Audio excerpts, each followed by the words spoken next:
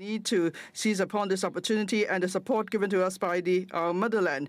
And also, under the 14th five-year plan, there are already directions mapped out for us. So we need to work hard to develop our economy, and then we could create more jobs for the public. And then the government will also have more revenue, and then we'll be able to enhance our services on various fronts. Thank you. Financial Secretary, you said you try to give something to everyone in the budget, and we can see that. But then we know that this year we're going to have a budget deficit of $140 billion. And under the circumstance, you're still disbursing $5,000 of consumption vouchers. Some have suggested perhaps you should save the money for longer-term planning. And then in the afternoon, you said you do just one more round of consumption vouchers. You know there are divergent views in the community. So is it the case that we could expect there to be no more consumption vouchers after this new round? Well, we've been through several years of pandemic. Yes, we are starting to see an economic recovery, but we have not fully recovered, and the external environments remain complex. And if there are any changes in the external environment, it will affect us because we are an externally oriented economy. And in any case, the past few years, we've all had a hard time. So we believe that we could still make use of the consumption vouchers to consolidate our economic recovery, and then maybe people will be willing to spend more, and that will help us to stimulate our economy. Of course, in the long run, the consumption voucher idea won't work because it's costly. So that means we could expect not to have future consumption vouchers in the future. Well, we have to look at it year from year, and we will consider the matter very prudently. Now, the International Monetary Fund would actually come every year to do an assessment for Hong Kong. Last time, it suggested we should have a tax reform, because we need to have more stable sources of tax revenue. So will you start working on that? Because in this budget, you didn't mention much about new taxes or reforming or reviewing the tax system. Well, we have considered various options, but as I've said, we've been through 3 difficult years. So members of the public and SMEs would all like some breathing space first. And so that's why we don't believe this is the time for increased taxes. As for new taxes, there are different proposals in the community. We've also done some studies. And if we want to introduce new taxes, we have to consider the relevant policy and objectives. We have to see if there's any conflict with our existing policies, and there has to be informed discussion in the community, and then hopefully we could arrive at a mainstream consensus before we take things forward. TMHK, on new taxes. In the past, when it comes to general sales tax or capital gain tax for properties, there's always strong resistance. Now we have the new term of the government. Maybe you want to first consolidate a position before you work on that. So when do you think would be the right time to introduce new taxes, or at least do some studies? Well, we keep doing studies. As for introduction of new taxes, this is something that we should discuss. But at the same time, we have to be clear about our policy objectives. We believe, as I mentioned earlier, at this point in time, we are all focusing on developing our economy. We want to make the pie bigger. And also, we are trying to compete for talents and businesses to come to Hong Kong. So if we change the tax system too much at this point, it will affect people's perception of Hong Kong, because the simple and low tax regime is, after all, an advantage of Hong Kong. So we have to watch developments closely, and we have to consider various options. And at an opportune time, then there could be a discussion in the community. So you are not proposing any new taxes, but shouldn't you start doing some studies? Because this government is still popular, is still enjoying popularity among the public. But if you wait till the economy is good, then you talk about it, it's too long of a wait. And then if the economy is poor, you say it's not the right time. So that means, there will be problems with the tax system persisting. Well, there is not really the right time as such, perhaps, but we just need to be prepared. And I can tell you, within the government, we've been weighing all options all the time. And of course, at different times, you have to consider different priorities. We have to consider the social condition and public sentiment.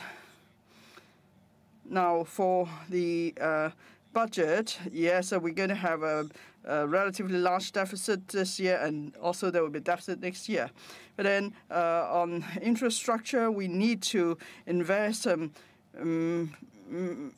much resources, say in the transport infrastructure and so on. So that's why we are proposing to issue bonds. Now, for unpaid debt is only 4% of our GDP. So in the next 5 years, after we issue more bonds, the debt ratio is still less than 10% of GDP, is at a really low level compared to other advanced economies or even our neighbors. So there is room indeed for us to make use of different tools to manage our cash flow. I think in the medium to long term, I'm remaining optimistic about our economy. But then there's a need for industries to undergo transformation. We need to attract more businesses to come to Hong Kong, and this all takes time. So we are working on several fronts. We are getting ourselves prepared on different fronts, and then we will watch the developments closely. Now, when it comes to the tax system, it's not just about ourselves. We have to consider our competitors against other economies. Now, in 2025, we are going to follow the latest global effective tax rate arrangement, and then we will be getting an additional $15 billion in tax revenue then. Now, we just talked about the tax regime and bond issuance, and you said you're going to issue at least $50 billion worth of silver bond. Well, we issue silver bonds to promote inclusive finance. It's not for investment in infrastructure. And then silver bond is for subscription by the elderly aged 60 or above at a preferential rate, because we want to offer the elderly another investment option that has good return, but at the same time is safe. So did you subscribe any bonds yourself? No, I didn't. I want to give others a chance to do so. Now, the silver bond, the yield is now 4%. But then even with fixed deposit now, the rate is 4%, and the wait is not as long. So why are you still issuing silver bonds?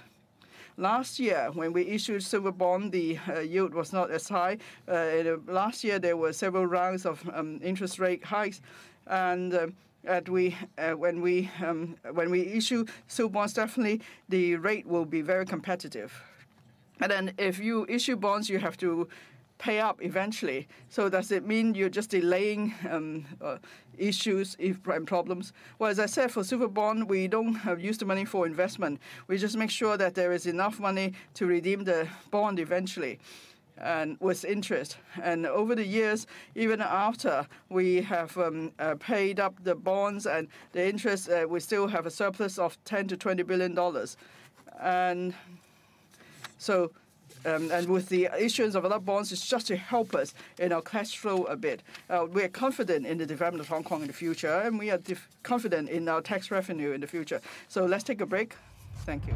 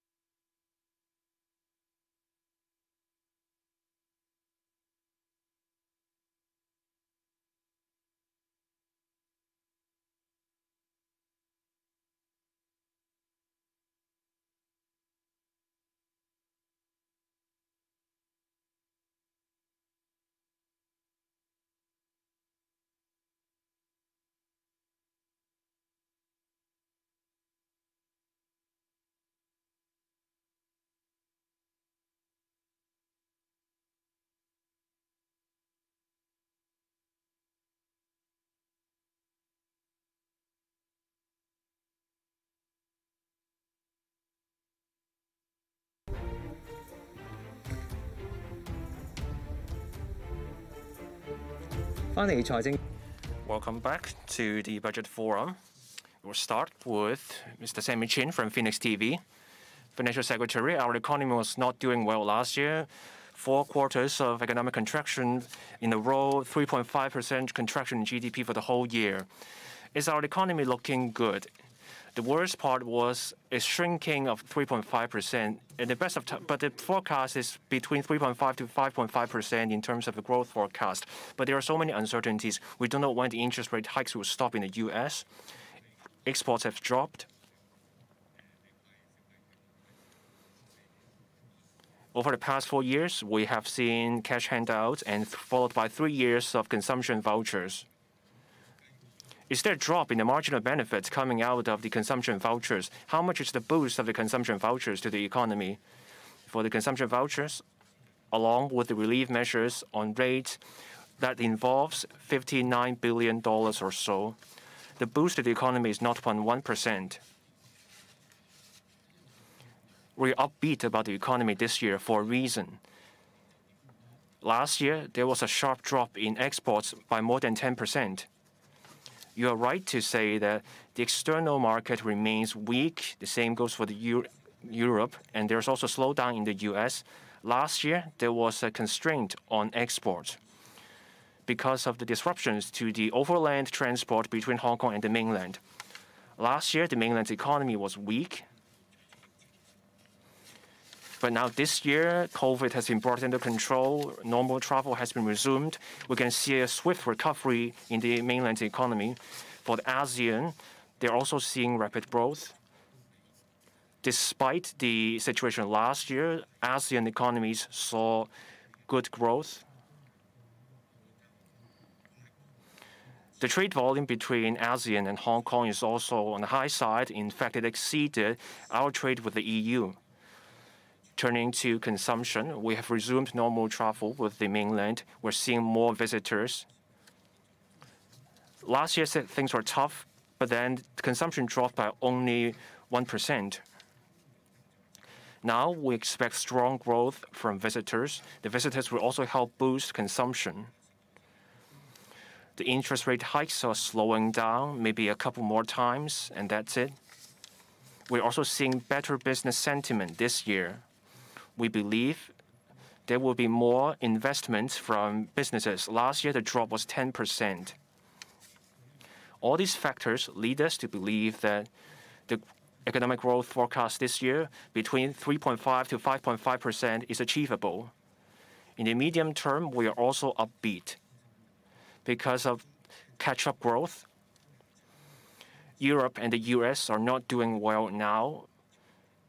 But then after a while, they will be back onto their growth track. So that's the basis for our growth forecast. Last year, the fiscal deficit was worse than expected, almost $140 billion. Last year, we saw a drop in the land sales results and the stamp duty revenues. For the year to come, you expect $50 billion or so in deficit. Is that too rosy a forecast? Could it be that we're going to see worse deficit than expected? In fact, we're getting more revenues from stamp duty this year than last year. Take the property market as an example. The correction was roughly 15%. There was a drop in the transaction volume. Last year, roughly 45,005 transactions. The year before, 75,000 transactions. And the years before that, the 8-year period before that, you got roughly 60,000 transactions every year. Now things have stabilized in the property market. So we expect higher transaction levels in the property market, and home prices will stabilize. For the stock market, things were tough in the first 10 months last year. Hang Seng Index once plunged to 14,000 points or so. But now the mainland economy is doing better, and we are also doing better. So I expect the stock market to do better than last year. For land prices, we have referred to the land sale list. There were abortive tendering exercises last year. We had this situation in the past, abortive exercise, and then we managed to sell the sites later on at a higher price. So we have to look at the situation, the land sale list. Over to Leung Wing-Yi from Now TV. The harsh measures were put in place to curb speculation. Home prices have dropped by 15%, but then the drastic measures are staying. Does that mean that scrapping those measures will be out of the question in the next few years? Or are you worried about speculation will be back with the normal resumption of normal travel? The demand management measures, also known as harsh measures, have to do with a tight supply.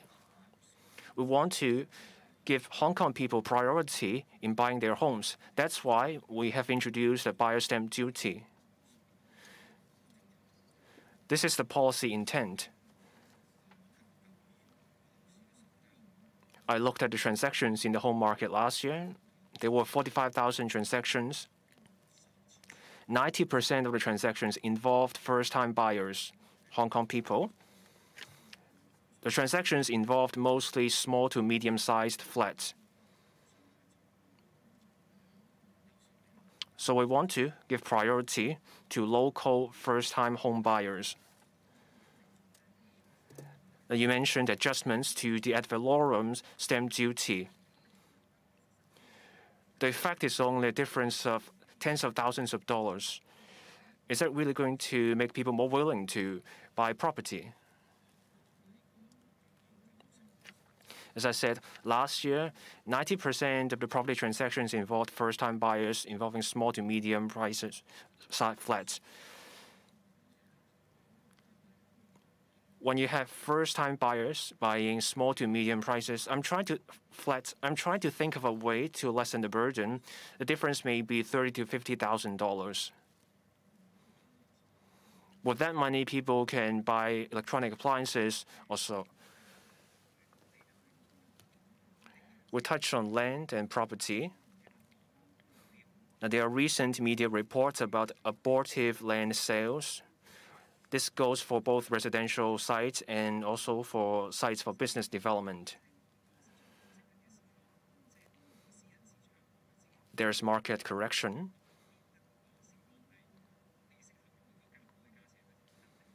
Private developers are not comfortable with buying a site at a certain price. Too much bread, so let's leave the flour for later. There will be 12 sites for residential buildings. Will the government break down those sites so that the government can have an easier time selling those sites and generating more revenues?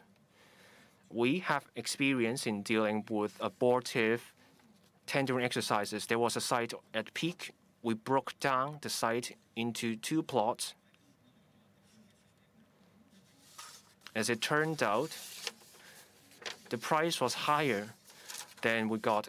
Take Siu Ho Wan as an example, a site for topside development. You cannot just look at the abortive exercise itself. You have to look at the conditions as a whole. When I was the Secretary for Development, I handled the case at the abortive exercise at Tai Wai Station. I looked at the conditions. After some adjustments, the site was sold.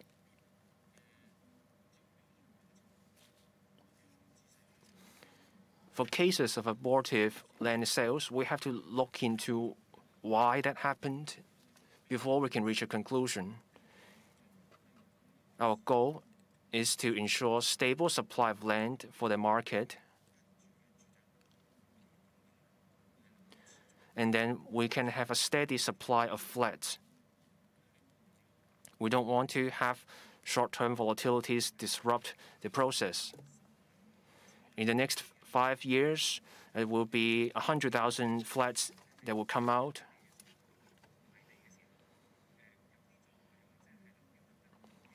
Hiccups have happened with the land sales. Is that going to affect your forecast?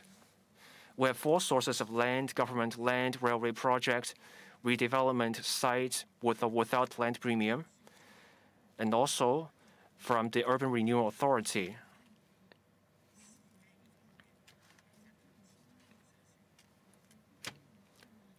timing is not the issue. We have learned from our experience.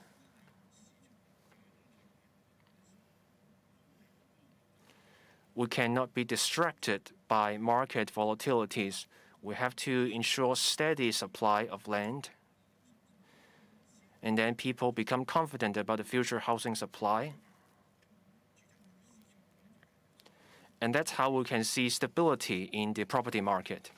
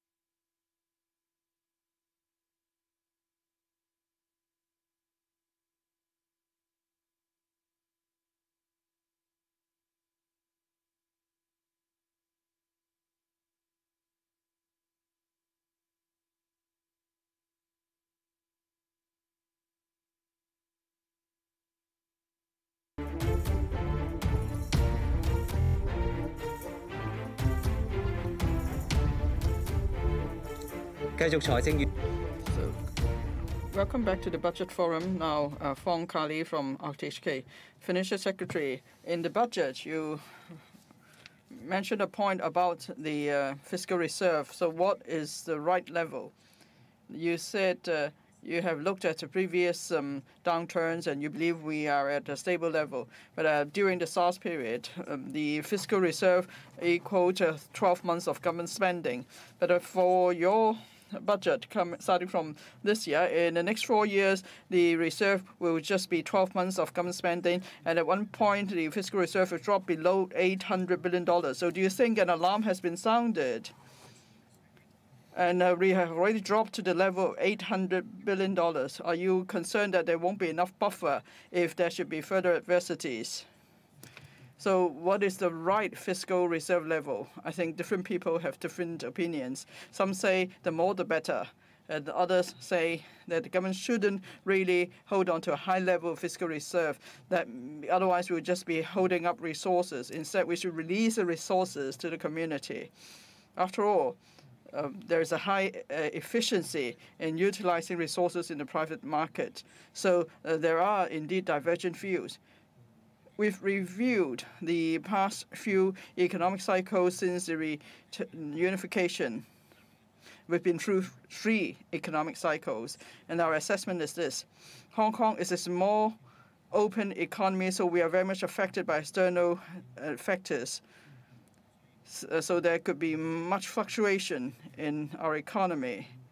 And that's why we cannot just look at the budget surplus or deficit year from year. It's the same when we look at our fiscal reserve. We are at a healthy level.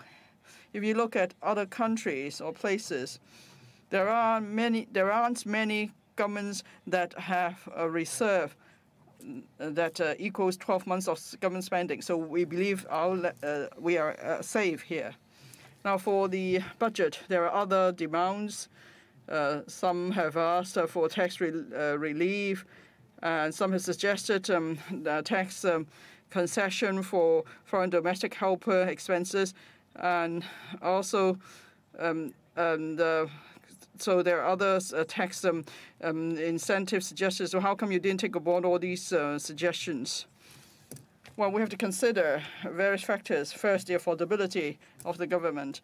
About the tax deduction for mortgage interest payments. We've been doing that for a number of years.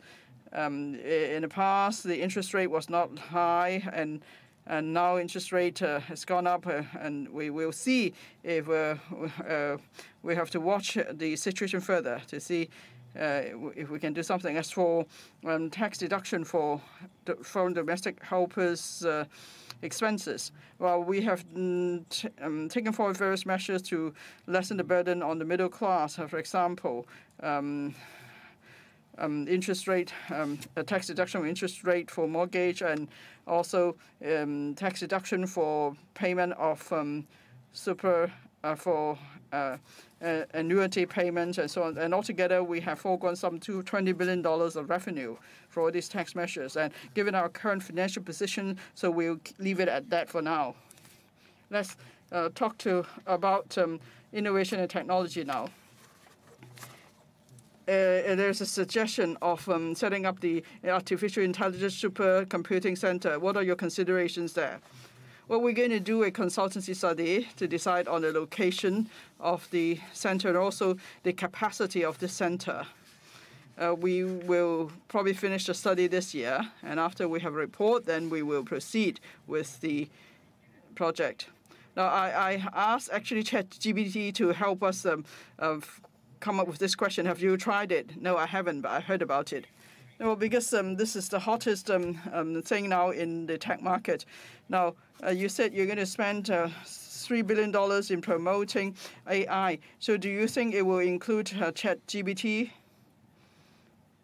Well, what we have in mind is providing platforms for universities and research institutes. Because, for Hong Kong, we have strong R&D capabilities in tertiary institutions. For example, from 1 to N, we are rather good, but at the same time, there's much competition. So we want to bring more talents to Hong Kong, and then we could form a talent pool, and then we could bring in businesses. And with more businesses here, they will bring more talents of them, and then there will be more jobs created. So that's the whole thinking.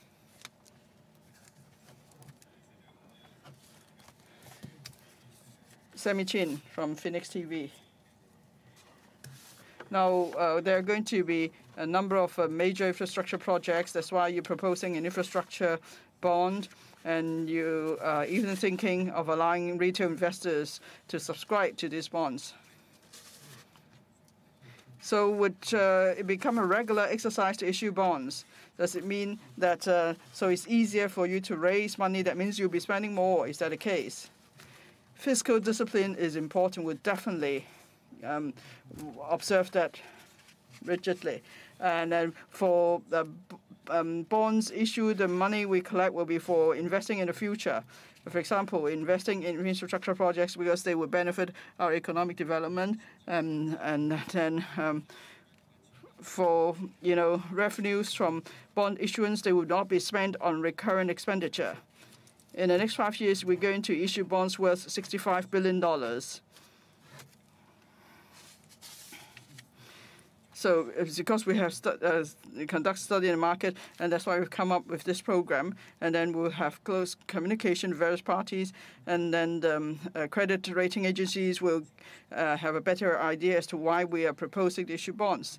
And also, if we have a clear bond program,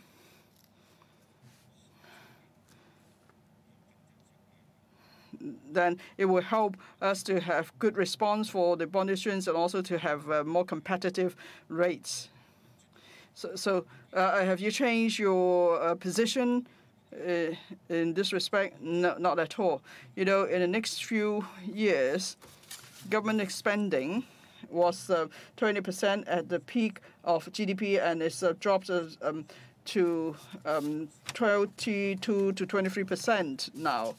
As for our recurrent expenditure growth, in the last 3 years of our medium-range forecast period, you see the growth rate will be slower than that for GDP. That means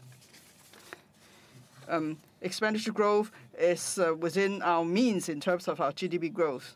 It's because of the pandemic that we've spent more, that's true. So we have to, control our spending. And then, say, with government expenditure such as some civil service expenses, we have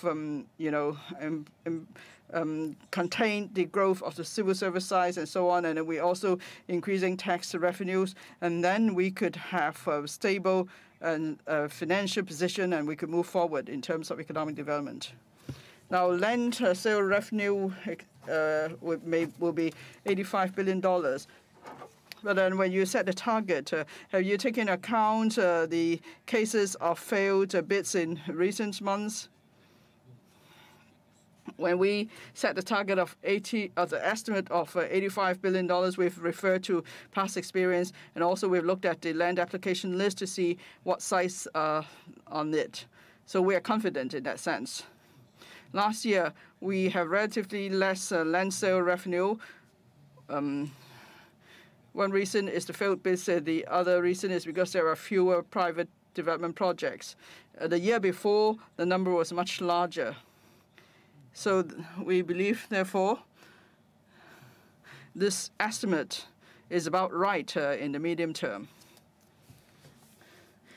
Now, Financial Secretary, you said generating revenue is more important for making savings. But there are there are some measures on revenue generation, but do you think your targets are too aggressive, though? Yes, we did consider that. Say we want to generate more revenues. We consider whether we should increase the salaries tax rate or profits tax rate, and after consideration, we believe it is not the right time to do so. Because we've been through three difficult years, everyone needs some breathing space. They need and recover from it. So that's why we want to limit the impact when we increase taxes at this point in time. So that's why we have raised the football betting duty $2.4 billion a year. We believe the impact will be relatively less, and it will be more acceptable to the public. And also, it will not affect our efforts in competing for talents and businesses. You mentioned betting duty. The convener of the Executive Council, Mrs. Regina Ip, said that there is a consensus between the government and the Jockey Club. But then the Jockey Club subsequently said that you should consider a holistic approach in reviewing the betting duty rate. Now, this increase of $2.4 billion of football betting duty, what are your considerations? Now, we're talking about $2.4 billion per year, so 5 years, $12 billion. That's for football betting. And that it translates to about raising the football betting duty rate from 50% to about 62 to 63%. Now, of course, the gaming industry does face competition. Outside of Hong Kong, say in neighboring places, there are legal online betting platforms. So that's why there is competition, and we will watch that closely. As for this fixed amount a year, well, that means there's clarity. Everybody knows how much the government is collecting, and then they also know we're going to do that in the next 5 years. At the same time, we will watch closely the competition in this industry, and we'll keep reviewing the situation.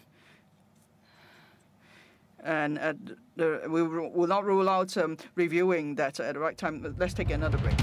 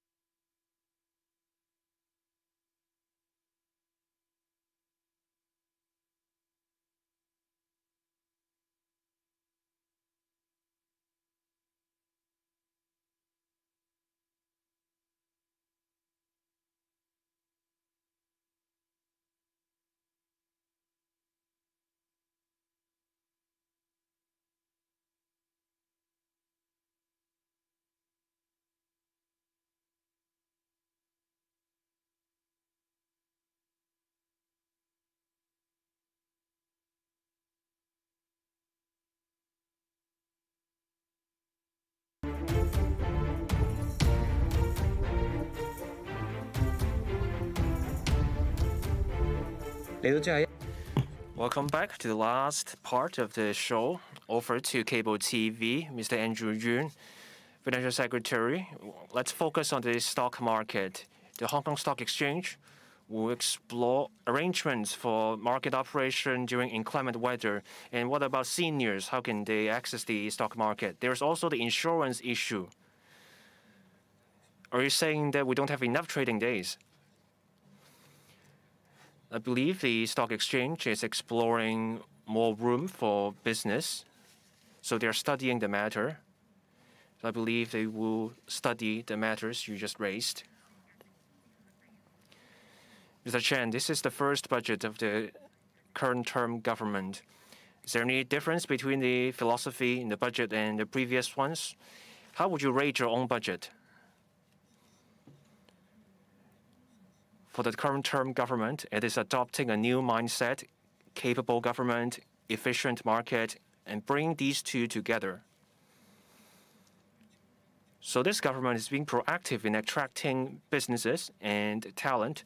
We've set up the Office for Attracting Strategic Enterprises. We are in touch with many parties. Some came to us. In other cases, we approached those firms.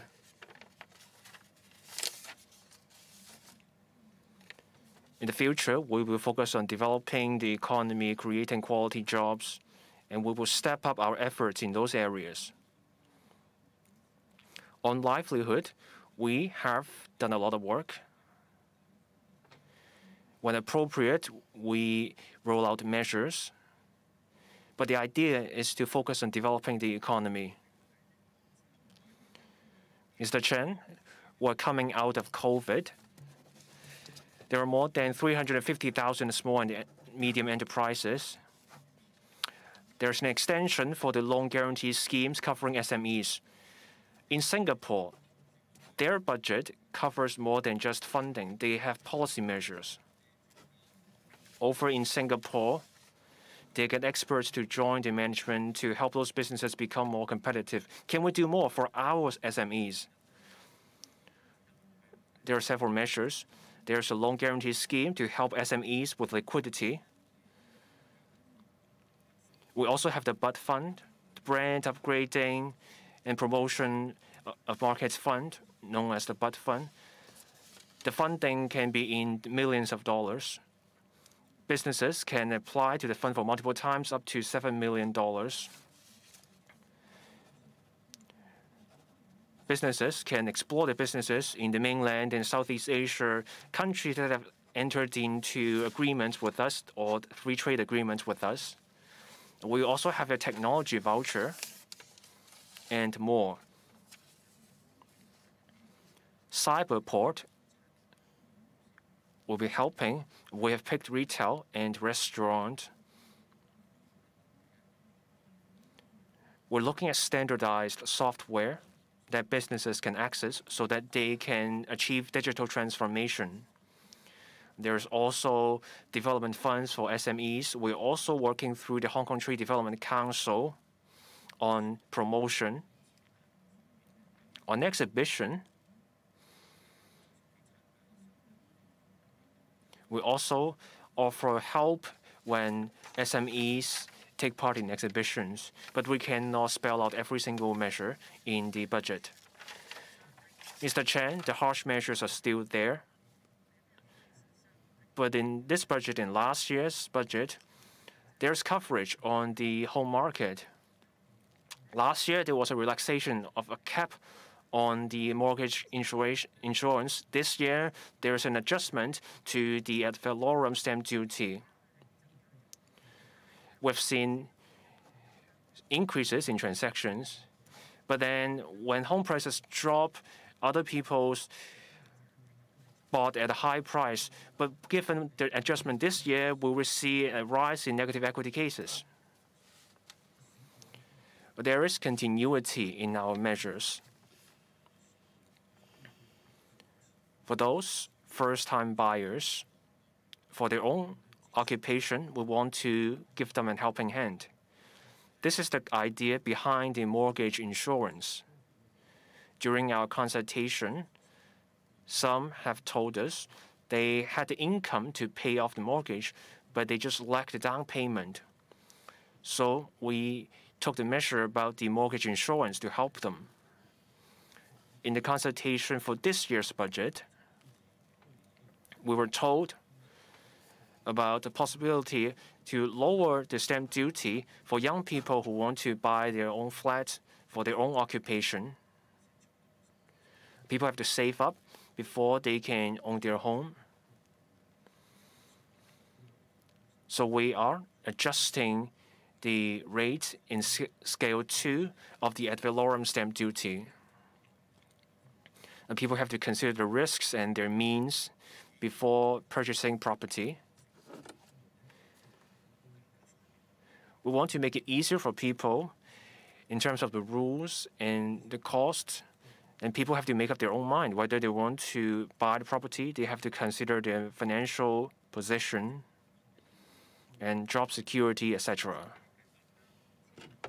The consumption voucher this time around will be $5,000. There are people coming to Hong Kong through admission schemes or coming here to pursue studies. In the afternoon, you said the consumption vouchers will cover applicants of the top talent scheme. More than 7,000 applicants have received approval.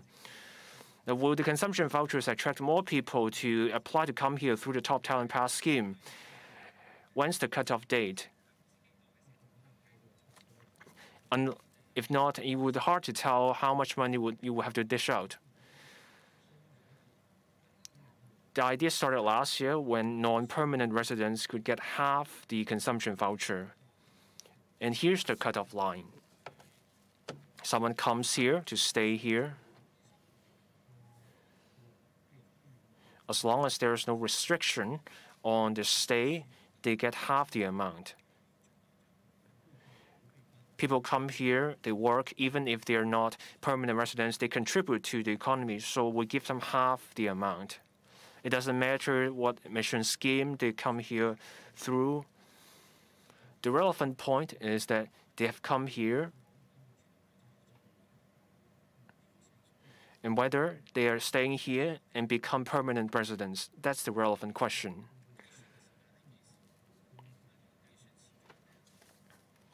As for the time frame and the cutoff line, we will be announcing details later. We're trying to attract talent, and there's no cutoff date. But the application for the admission schemes are going on, then you get a messy situation. We will consider those factors. There are consumption vouchers, and there are also SME loan guarantee schemes. How will the government handle an exit arrangement?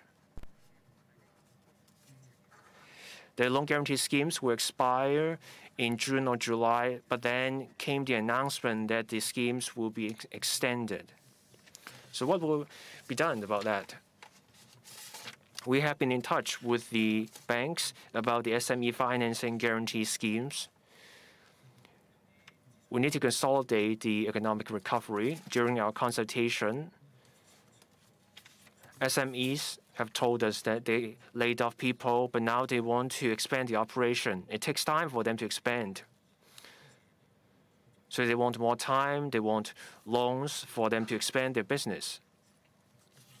This idea applies to travel agencies. We have a scheme for travel agencies so that they have easier access to funding.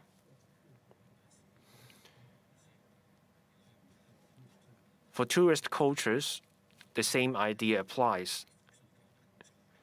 It's a recovery. We want them to help them expand their operations quickly. There will be an exit arrangement. Different measures are required under different circumstances.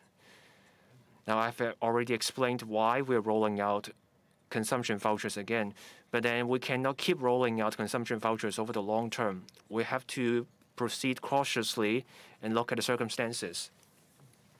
Attracting talent is a key area in the government's policies. There's the Capital Investment Entrance Scheme, or CIES. Will the mainland be covered?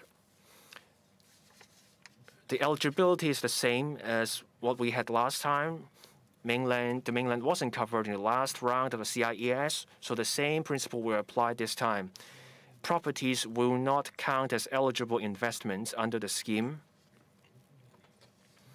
The investment threshold will be way higher this time to bring so that people can invest more here.